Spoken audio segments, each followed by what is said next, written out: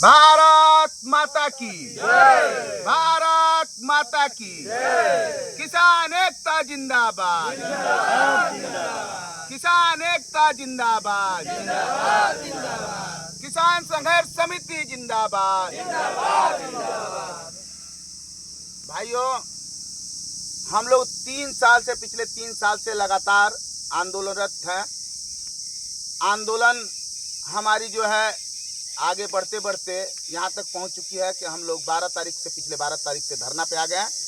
इसका कारण है सिर्फ और सिर्फ एक कि यहाँ के जो है असंवेदनशील सरकार और उनके कर्मी, सरकार भी और उनके कर्मी भी सभी असंवेदनशील है। उनकी हमारे प्रति कोई संवेदना नहीं है।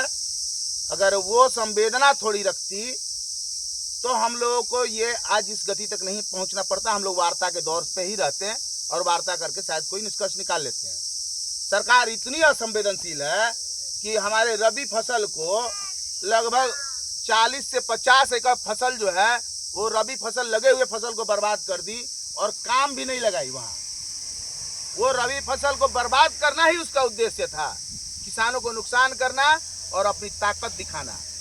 हम लोगों ने फिर भी बर्दाश्त किया कि शायद हो सकता है कि आने वाले समय में इसका सुधार हो जाए, लेकिन वो अपनी ताकत दिखाते हुए और आगे बढ़ते हुए रोड बनाना एक बेकाम लगा दी, जबकि किसी भी किसान को पैसा नहीं मिला है, न पैसे से कोई संतुष्ट है। हमारी संतुष्टि उनके लिए कहीं मायने नहीं रखती है। इसीलिए हम लोग यहाँ पे धरना पे बैठ गए।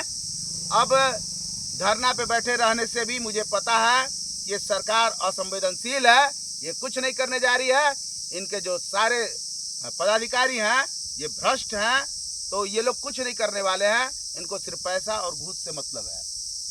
तो हम लोग अपनी बातों को आगे बढ़ाने के लिए धरना के साथ साथ आंदोलन भी करेंगे, प्रदर्शन भी करेंगे। तो इसी प्रदर्शन के कड़ी में हमारी पहली प्रदर्शन होने जा रही है। एक छोटी सी प्रदर्शन पहले हुई थी, तो उस समय हम लोग धरना पे नहीं थे, हम लोग नीतीश कुमार जी को झंडा दिखाए थे। लेकिन धरना पे आने के बाद हमारी पहली प्रदर्शन होने जा रही है और वो हम लोग आगामी 30 तारीख को माननीय नरेंद्र मोदी जी, जो देश के प्रधानमंत्री हैं, उनको विक्रमगंज में काला झंडा दिखा करके करेंगे।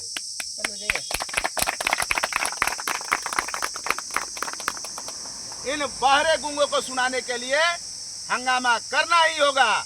हमें रोड पे लाने वाले को हम रोड पे आकर दिखाएंगे। ये अगर सोचती है कि हम 30 तारीख को काला झंडा दिखाने के बाद शांति से बैठ जाएंगे, तो नहीं। हमारी आंदोलन तब तक चलती रहेगी जब तक कि हमें उचित मुआवजा नहीं मिल जाता। सभी किसानों का वर्गीकरण करके उनके भूमि का पोटेंशियल देख करके उस अनुसार जब तक उनकी भूमि का मुआवजा नहीं दे दिया जाता, एक एक व्यक्ति के लिए लड़ाई है लड़ी जाएगी, अंतिम व्यक्ति तक अगर बाकी रहेंगे वहां तक।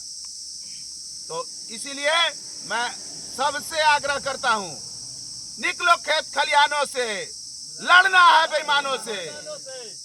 तो अब जो है अभी कृषि का कार्य प्रारंभ हो चुका है, लेकिन कृषि का कार्य अभी एक दिन के लिए स्थगित करके और सभी किसान बंधु 30 तारीख के दिन इस बेईमान के खिलाफ एक काला झंडा लेकर के, एक काला कपड़ा लेकर के छुपा करके ले जाएंगे। ये लोग ले जाने नहीं देंगे और ले जा करके हमारे देश के प्रधानमंत्री के कार्यक्रम में वहां दिखाएं।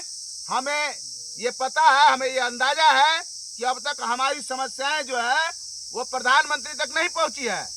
ये असंवेदनशील जो सरकार है अपने नीतीश कुमार जी का, और ये जो भ्रष्ट पदाधिकारी हैं, ये बात आगे नहीं पहुंचाते हैं।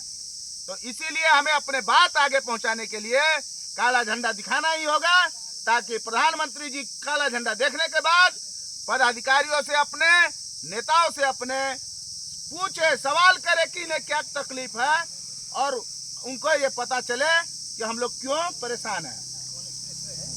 ये भारतमाला परियोजना के तहत बनने वाले वाराणसी रांची कोलकाता एक्सप्रेसवे है और इसके किसान धरना पे बैठे हैं और यहाँ के पदाधिकारी उन्हें जानकारी देने के बजाय उनसे लोकार्पण करने को कह दिए हैं और 20 तारीख के दिन ही इस परियोजना का लोकार्पण होने जा रहा है।